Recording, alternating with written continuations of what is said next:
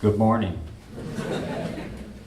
It's great to be here, and I haven't said, so I've been out of office now 2 years, and I have not said yes to very many speaking invites, but I said yes to this one because of the history that this program has, this school has on sustainability. You were the first planning school to include sustainability in your mission statement, and you've continued to innovate on the issue of equity and sustainability and climate change like few other planning schools in North America have. So I've said yes to that, and I really applaud you for the ongoing work that you're doing. Chief White, Elder Grant, Director Gersting, the organizing committee. I'm gonna give you 5 lessons that I have learned, and I'm gonna probably way more towards the deconstructing part of today's theme than I am to talk a lot about or do a lot of rah-rah about the great work that the cities in the West and the Pacific Northwest of North America are doing. That's not to say, though, that the accomplishments are not so impressive. I know in Portland, when I was mayor, the fact that we were rated the most sustainable city in the United States, 2 reactions. One, it was the result of 25 years of really hard work by a lot of mayors and a lot of folks in all layers of government. But I also was really clear with folks that we should be inspired by that rating, but we should also be humble in the knowledge that at least judged on United States cities, that was high praise on an incredibly low national standard, and that we still had a lot of work to do.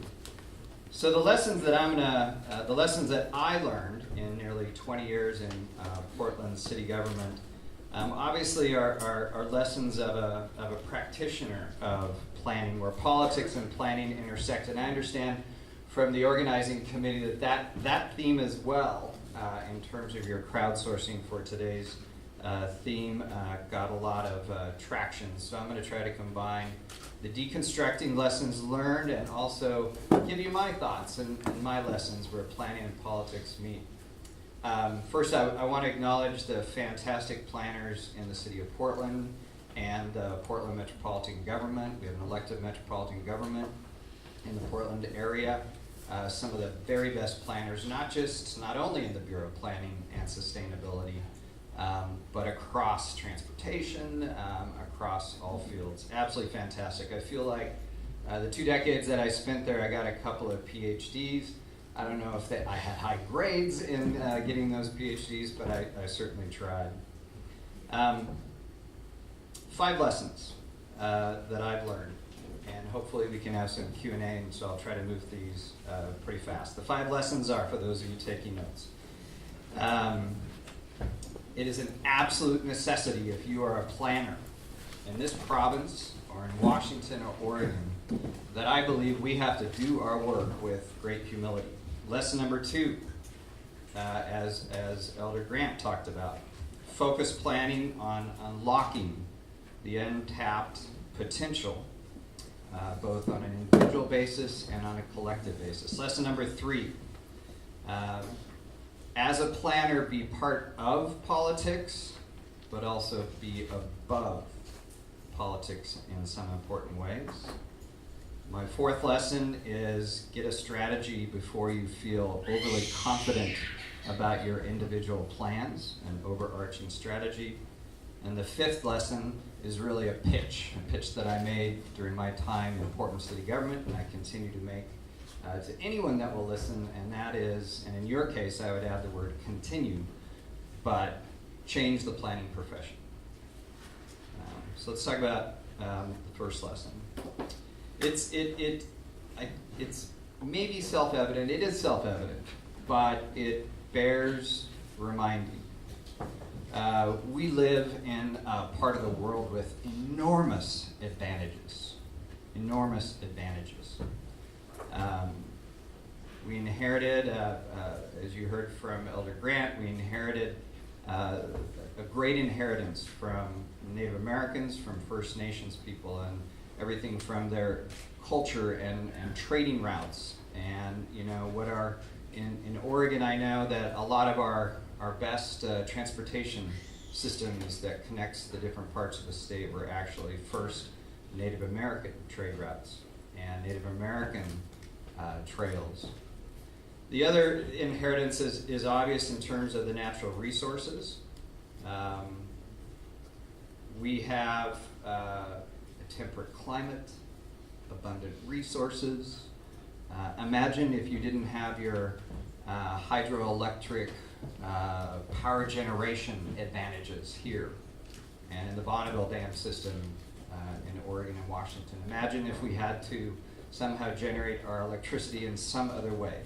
These are enormous planning advantages, and I think require us to be humble. Imagine if you select a different part of the world, and there are so many other parts of the world that don't have our advantages. As good as we think we are, how well would I do in drought-stricken, war-torn parts of the world, and try to plan there? Part of the reason I talk about being humble is to also push ourselves. And to push ourselves while being humble gets me to my second lesson that I've learned. In planning work, I should always seek to unlock the untapped human potential, both on the individual basis and on the collective basis. To untap, and oftentimes that individual potential is unknown to the individual, or that collective human potential is unknown or viewed as impossible to many groups of people in the United States. The disadvantages of race in the United States, the disadvantages of household income are incredibly profound. And our work in the United States around planning has to put those shameful realities first and foremost. To unlock the potential for love and creativity, for civic involvement, for health, for knowledge, prosperity, and equity. And not just in some distant 25 or 50-year timeline, but a certain amount of that now. A certain amount of that now. And I do believe that planning is about inspiring design and beauty. It's about functional forms and patterns. It's also about preservation and about respect for nature. And sometimes it's about just leaving things well enough alone. But too often, I've found in my own work and in the work of other great planning efforts, and even with the notion of integrated planning, which is, I know, an important feature and should be of our work. If it isn't putting people first, then I don't think it is its North Star is the correct North Star. We can talk more about that in the Q&A if you want. Now, what I'm not saying when I say putting people first, I am not saying that all planning decisions should be based on polling or on plebiscites. I'm not saying that. Although plebiscites are important, I understand you have one before you here on transit and congestion. They asked me about that on the radio this morning, and Cliff asked me if I was going to endorse it. And I said, no, because I don't know enough about it. However, I did talk about, in generally positive terms, what I understand to be some of the goals. But putting people first is tough. Planning is tough, but putting people's untapped potential as a planning goal, your North Star, makes it even harder. I'm going to talk a little bit more about the Portland Plan, that city's first strategic plan, City of Portland's first strategic plan, in a minute. But as part of the rollout of that effort, we put, part of what the Portland Plan required, that we do health impact analysis for major projects. And there was a major project during my time as mayor to develop a new section of an island adjacent to the city for new port terminals. Portland is the third most trade-dependent city per capita in the United States, and so international trade is critically important to the city. As you can imagine, this was a very, very controversial issue, and in liberal Portland, not so popular. I supported it. I supported it doing it in a particular way that had a significant environmental component and climate action component. But for the first time as part of this, we also did a health impact study. Health impact study for the folks that lived around it and for the broader community.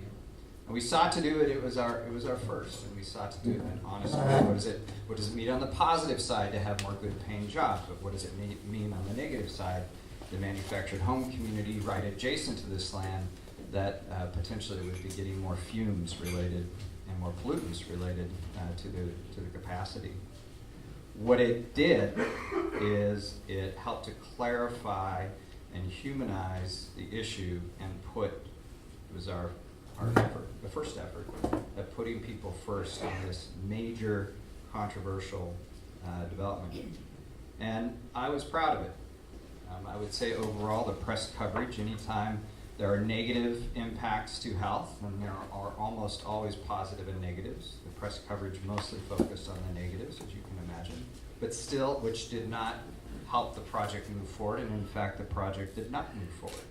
But I was still glad we did it, even with that sort of particular slant of coverage, and encourage, and Portland continues to do that. But it's not about, it is about putting people first, but as we all know, in your professions and your studies, that public decision making is always a balance between giving the people what they want, but stewardship. Stewardship of sometimes doing the unpopular thing, the longer term thing. Your speaker at your last symposium talked about this in a very compelling way, I thought, about you have to make that balance, and that is so important a role that planning can take. And that gets me to my third lesson of be of but above politics. I recently had an opportunity to have a 2-week vacation, and I nerded out on a bunch of city books on tapes and books about cities. It was, my boyfriend was appalled, but I had a great time by the pool. No zip lining for me. And part of the emerging, most recent archaeology that I read about was that cities, there's a debate about how did cities start, and you know that touch point informs, seems to inform or seeks to inform a lot of what we do right now. And so the most recent archaeology points to that cities were formed to build and to operate and service religious sites. And then they had to do the agriculture and everything else. I'll let y'all debate that. It's interesting that here in Canada, mayors are called your worship, I think. And so maybe that's a touchstone back to that, I don't know. Mayor Robertson was introduced as his worship when he came down and visited when I was mayor in Portland, and the room went, "Ooh? The bishop's here?" Wouldn't he have liked that? No, he's a good guy. He's a good guy, and we had a healthy competition. But we're called Your Honorable, and we're mayors, and we're the honorable mayor until the day we die.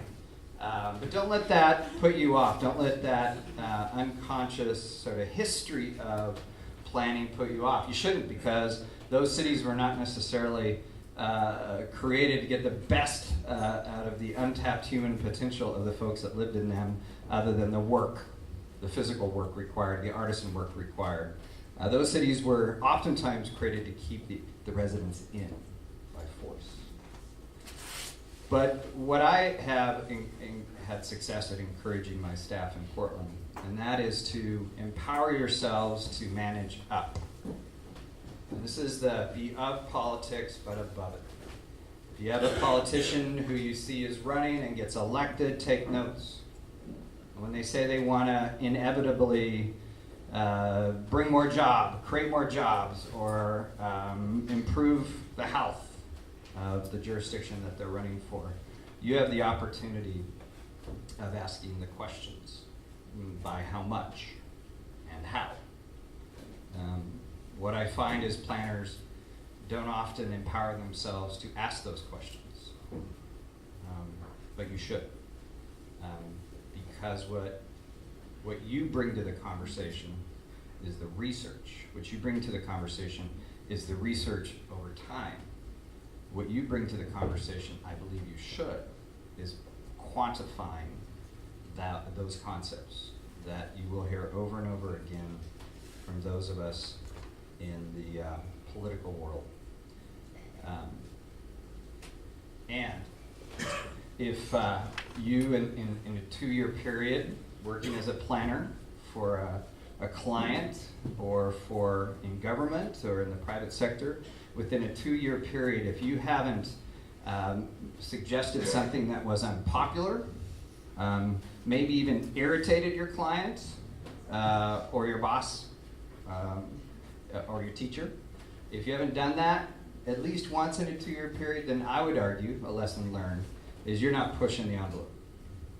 You're not pushing the envelope. You're not doing your job as a profession, part of your Hippocratic oath, to offer a different point of view, if nothing else, to test out what might be going forward anyway. An example that I went through on this that sort of combines the put people first, but isn't necessarily about doing the popular thing, and also about empowering a team of people to bring the rigor of planning to a process is in Portland as part of implementing our climate action plan that you heard about in the introduction. I wanted to change the way that the city collects garbage. I wanted to reduce the amount of garbage that was going to the landfill, increase composting, increase recycling. We looked at a number of options. We did some polling, we did some focus groups. And what we found from best practices was if you want to make the biggest difference, then you collect your recycling and you collect your composting every week, and you go to every other week garbage pickup. The least popular option with the public was exactly that. Planning brought, my planning team, our planning team, great planning team in Portland, brought to that discussion an incredible amount of rigor.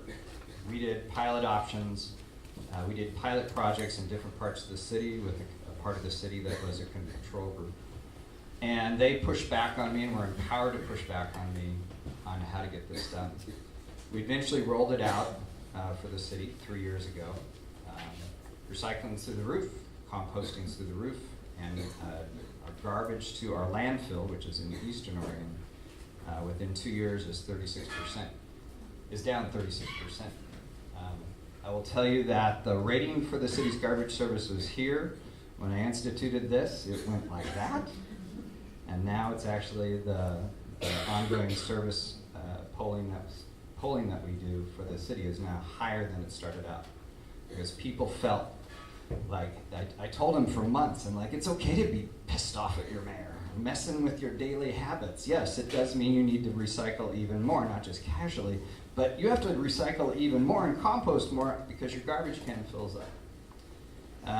But it was part of connecting people with their values. It was part of connecting people back to a bigger plan, the climate action plan. And so the lesson learned, though, for me through that was I would have never made it through that had it not been for a group of empowered planners that helped me get it done. I also would not have gotten that done with the fourth lesson, and that is get a strategy before you feel fully confident about your individual plans. Planning happens incrementally. It just does. The Portland plan, which was the city's first strategic plan, not land use based strategic plan, a strategic plan.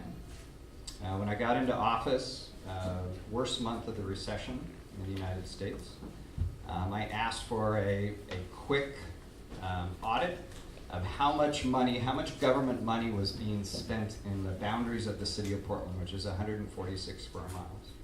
And it was about, according to this audit, about $11 billion every year was being spent by government.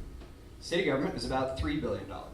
So the rest was school districts and Social Security on the federal level, state government agencies, the county, the regional government, the soil and water conservation districts. Even before you get to the state and the federal governments in Portland, you have 26 other layers of government, 26 layers of government that do work in the city of Portland. And it was clear to me, I did it because we had to cut budgets, and I wanted to make sure that not only we had to cut budgets, but all other layers of government wanted to do this strategic plan, wanted to involve them in the strategic plan, and get them to come to agreement with us that when they're working, and most of these boundaries did not sync up nicely with the city's boundaries, some were smaller than the city, some overlapped with the city, but when they were working in the city, going through this strategic planning effort, I wanted them to know what our priorities were. And for me, like I'm sure it is for all of you in your work, it wasn't enough to just solve the problem of cutting budgets smart. Our goal is to move things forward, to make things better for the people of Portland. And so I also didn't want 4 years of simply retrenchment, smart retrenchment. I didn't want to give up on what money we did have to be used better. And I felt like a strategic plan would make a difference. What Portland had done up to that point, and what the Portland Metropolitan Regional Government had done up to that point, with our urban growth boundaries, with our transit-oriented development work, with investments in transit, light rail and streetcar and buses instead of freeway expansions, was all really important and cutting-edge work. But I felt it lacked that overarching strategy again, people-focused. So we put together the Portland Plan. You can find it at pdxplan.com. It has 4 goals. You won't be surprised by them. Prosperity, health. Our goal is for our folks to be prosperous, healthy, educated, and for us, the city, to be a place of equity, real equity, not just in rhetoric, but in reality. Those 4 goals are measured by 12 metrics and informed by action plans that stretch out not just 25 years, but 5 years. And this is not just a strategy for city government. And this is the part we look to for cities around the world for inspiration. We found pieces of it, but we never found the full integration of those 26 local governments involved in the strategic planning process. So this is the first time, for example, that a lot of leaders and decision makers of efforts that you think would have talked to each other and planned with each other got together, like education and transportation, the school districts, of which we have 6, and the transportation departments in that layering of transportation, of which, depending on how you count it, we have 7. Had never gotten together to say, in addition to having to cut budgets, in addition to having to deal with problems, what is it that we proactively want to achieve, positively and proactively want to achieve, and how can we do that together? Out of that came a concept called the 20-minute complete neighborhood, connected by civic ways and connected by greenways. Civic ways are the busy streets. The streets are free. They too have bicycle lanes on them, but we only know that a certain kind of person will ride a bike on that kind of very competitive connector ways, civic ways. The bike boulevards were the quiet streets that connected these 20-minute neighborhoods, that seeks to connect these 20-minute neighborhoods, and they are prioritized for bikes and pedestrians. Yes, there are stanchions in the middle of the block so that residents can still get to their home, but bikes get to go through as unobstructed and as path cleared safely as possible. That came out of this, what should be common sense set of players working in the same city. That came out of that. So we talked about be humble, focus on the untapped potential of people, be a planner of politics, but above it, and strategy that as you do these individual efforts that are informed by and connect to and help explain to the wider community. In our case, it was the Portland Plan. The fifth and the final lesson that I took after all this work is the need to, in terms of ongoing improvement, the need to change this profession of planning. And it's not that it's all broken, especially in this part of the world. We are the inspiration for a lot of the rest of the world. But the complexity of life just continues to increase exponentially. The challenges ahead of us with climate change alone, I fear, are going to overtake the existing planning approach. And the way I describe it is, spatial planning is dead. Long live spatial planning. It needs to sort of hook up with public health planning. It needs to dance with sociology. It needs political science. There's a heck of a lot of consumer and behavioral sort of research and strategy and planning that could inform better outcomes. And I know, having looked at what you're doing and what you're talking about today, you are already thinking like this, so just consider it reinforcement. But these all need to coalesce, not just, again, in simply integration, but with that goal of helping people reach their untapped potential, individually and collectively. So that's really the 5 lessons I've learned. Hope you found something there. I really appreciate being here today. Thank you.